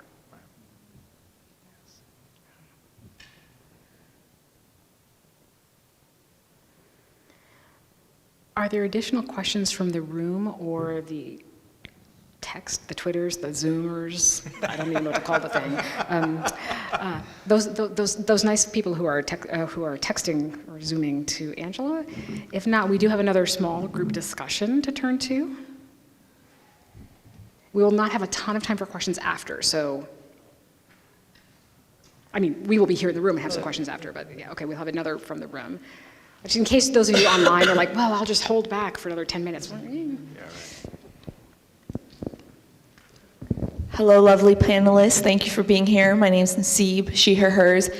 And the question that keeps coming to mind, and some of you have touched on this in varying degrees, between theory and practice, this conversation we're having as educators or as administrators, I keep thinking to myself, how would students, undergraduate to doctoral level, receive this conversation? How do you think what they would make of this conversation that we're having in terms of impact on them, in terms of engagement with us, our field, but also their sense of success and wellness too? I'll start. So Dr. Bridget Burns, who's the executive director of the University Innovation Alliance, describes her own experience as a low-income first-gen student who made her way to community college in the state of Oregon and accumulated something like, I don't know, several dozen, if not over 100 credits at the community college without ever seeing what she calls a grown-up. And when she wanted to transfer into Oregon State University, found out like none of those credits were going to transfer. And the way she talks about it is saying, like, I just assumed there was some grown-up somewhere who was paying attention and who would tell me if I wasn't doing the right thing. And so I think a part of that answer, and I don't mean to infantilize students and grown-ups, but that's how Bridget sort of told the story of herself as a high schooler into community college. But the idea that faculty, administrators, I believe students actually think maybe we are talking to each other. I think they might be disappointed to learn that, if they even knew there was research on higher ed, but they would be disappointed to know that there's not more thoughtful, purposeful connection across when we do all know the stakes. I mean, we do all know that our low-income and minoritized students are leaving college at higher numbers than majoritized students. We know that we're still below we are not fulfilling our own capacity for serving students who we know can learn and thrive and graduate. And I think it would be a disappointment. It's like a system failure, right? It's like, I don't have the right analogy, but like if there are things in my life that I assume talk to each other, and if they didn't, I'd be sad and angry to know that. So that's a part of my response. Others on the panel?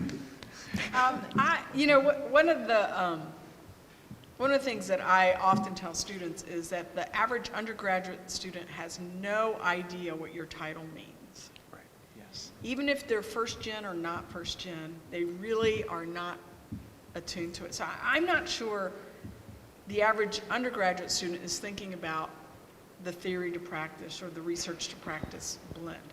They're just hoping someone is looking out for them in some way or willing to help with them. Master's students might get a little bit more of this, but I really think that it's only in retrospect when we're out of school that we actually think about this divide, which I think is not actually good. Because when we're in situations where we could do something about it, I'm not sure we're doing as much as we could. And in retrospect, we do. I will also say that we don't understand how the average person doesn't actually understand what we do. And I always give the example, my parents, I mean, I'm an immigrant, therefore my parents are immigrants, were thrilled when I joined the faculty because they could finally say, oh, she teaches. Right. She understood. But then someone asked them, what does she teach? And they were like, oh. I have no idea. And they must have asked me like 10 times, what does she teach? You know, what is it that you teach? And I try, to, you know, but inevitably they get asked the question and they just sort of go. The reality is that we are very specialized in a society that gets even more and more specialized. And any of you have done work internationally, and you say you teach in a school of education, and they'll just look at you like, what do you mean you teach in a school of education? Because isn't everyone in education? And so we really don't realize how specialized and siloed we've become in the US. And so I really encourage folks to kind of think outside of, you know, our little bubble of higher education and student affairs and realize most people have no idea what we're doing. We often have no idea what we're doing. Well, that too. I'm going to pull us back, if I may. One of the earlier questions that we had overlooked, and then we'll have another one that came in online.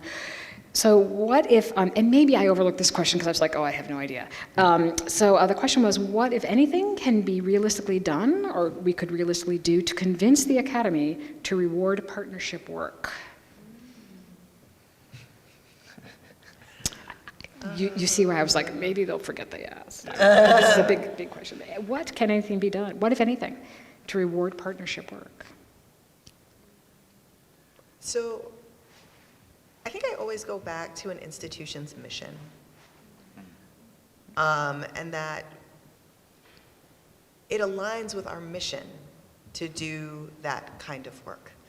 That if we are really invested in teaching and student success, and that requires partnership, that it is consistent with the work that you're asking me to do every day, that it shouldn't be extra or something that's added on top of it. I can think of some ways and some machinations to kind of work within current systems and structures to recognize and reward partnership. You know, I think working in collaboration that produces outcomes that are valuable both inside of academic structures and outside of academic structures is one way to do it. But I think really pushing institutions to have reward structures that align with what it says on the first page of your website matters to you. Yep. And that oftentimes, I've noticed that missions say a lot of things, but if we look at what reward structures say, like that tells you what the real mission of the institution is, or what they really care about. So if you say you care about improving student success, acknowledging that we are best able to address problems when scholars and practitioners put their best thinking together, and that there's a formal way to recognize that, and I don't know what to call it, that it shouldn't be a stretch, but I think oftentimes pushing institutions and organizations to recognize that people aren't doing just what they feel like doing or extra work. They are acting in ways consistent with their institution's mission. Would be, I think, a good first step. I was thinking similar, but I will say it was far more practical, and you said it so much more beautifully. But I think about where the money is also what the institution values, and so we who have control of and responsibility for budgets in our areas need to put some money to supporting people going and spending time. And so even if it's, my team is all practitioners, and so even like that's only 1/2 of, or 1/3, or depending on how we cut it, of it, but be able to say, there's our version of release time to go, play. It's 10 hours a week is you get to work on what you want. I also think in the current structure that we have, and I don't love this, but it's the current thing, is in the way that we do our annual performance evaluations, is that we can say at the beginning of that cycle, here's also that this is one of our accountabilities, and not as a number 5 on your already 4 important things, but one of the 3, that this carry this coreness of importance. This matters so much to how we do what we do and how well we do what we do. that it's going to be one of the things that we're going to talk about at the end of the year, and that we want some evidence of your work and effort. I want to see effort. And then that can be part of the reward structure that is already built into that. But it's connecting to mission and how do we translate that into the things that are already happening as a way to help move us in that direction, but also then get us to a better reward structure. I think that's a really hard question. And I can't even begin to pretend that I have a semblance of an answer. I definitely agree with the things that Kimberly and Craig have brought up. But I also think that there's a certain level of leadership that has to be put forward around an institution sort of walking the talk. Because I think, so many institutions now have these aspirational missions. And so, someone will say, so what are the top 2 priorities? And by the end of the sentence, the senior leadership has named all 12 that they've had for years because they don't want to leave anyone out. But at the same time, we're not really reinforcing what it needs to happen. And I think that some of that also has to do with permanence of leadership. You have one leader who's very committed to this, and then the next leader's like, no, now we're going to focus on this, and then everyone goes chasing that shiny object. And so I don't know. Those are just my musings. I don't know that K through 12 necessarily has it figured out, but I imagine that they have some models that we could follow around this. And again, it's not my area, but just watching how folks have to collaborate with schools and with teachers in a very different way than we do and think about it, that there's probably much that we could learn from our K through 12 colleagues about recognizing partnership. Very good point. Angela is going to read one comment, question, statement that's come in by the Zooms, and then we're going to go to discussion time. Yeah, so we have a comment from Danielle Molina saying maybe a big idea is to place importance back on the organization and management theory development to investigate frontline work and work routines, which are served by experience in the field. One of the benefits of being an interdisciplinary field is the insight we gain from different branches of research. So there's a suggestion of maybe we need to open up the proverbial garbage can, for those of you familiar with garbage can theory, so that we can approach problems with innovative and organic solutions. Innovative and organic solutions that derive from our diverse disciplinary perspectives. And so I think that transitioned us very well into our future discussion, Chris. Thank you, Dr. Molina, who I must give the shout out, I believe is a University of Michigan alum. So we are now going to spend about 17 minutes, give or take 30 seconds, so about 17 minutes on some key questions, which are, can we ever know what really works? So that's sort of a scholar question. Do we ever know? Are current modes of communicating scholarship effective in an applied field? Like, what we do to communicate scholarship working? And then what responsibilities do researchers have to practitioners in the field? If you are sitting with a group of whether you are practitioners or researchers and you would like to answer that in the opposite direction, happy to do that. But I think that as we wrote it, we're like, what can we be doing better? We'd like to know what responsibilities we have. So we will join back together in 17 minutes. Thank you, everyone. Welcome back, everyone. Welcome back to our online folks. Welcome back to our folks in the room. We appreciate people's willingness to engage in these conversations, and obviously these are bigger questions than we're going to answer today. But we'll get a little start and some good ideas.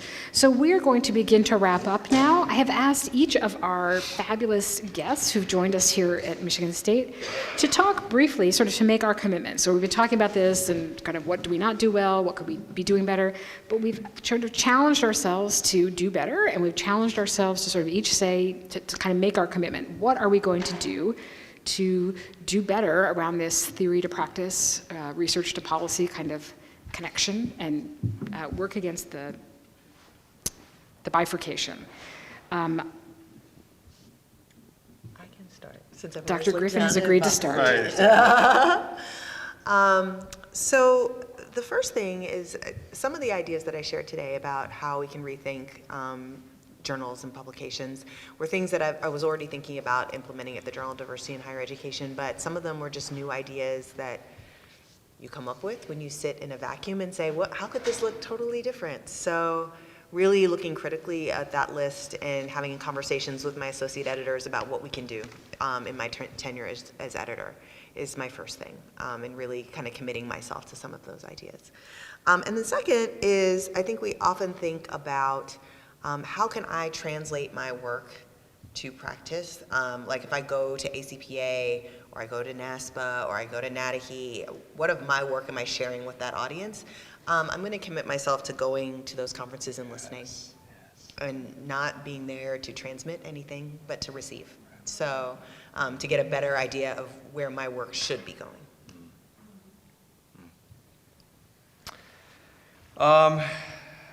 So I'm going to continue inviting staff and colleagues and team members to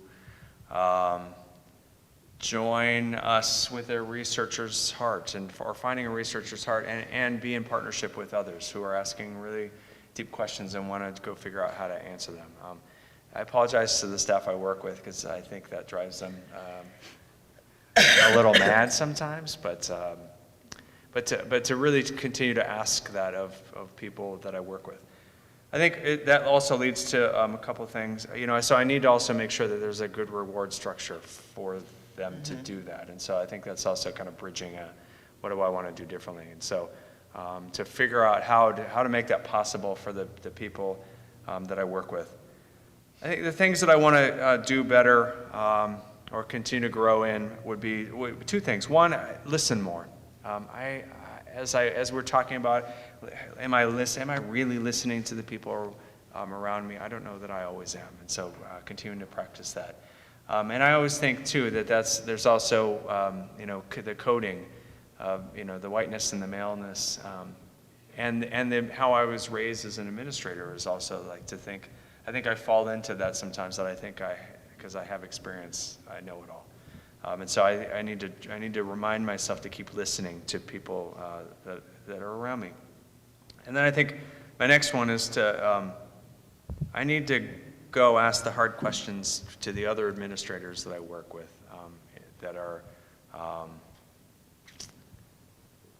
that are resistant or that don't want to do it or can't figure out how to do it or don't know how to value it. And that's my Spider-Man use your power for good part. I have access into those rooms and into some of those conversations, and I need to do a better job of continuing to do it and to be the activist in every possible moment rather than most moments. So. I would just like to say that I'm thankful for my colleagues and the folks who are here for engaging in a really thought-provoking conversation, which is I've enjoyed thoroughly.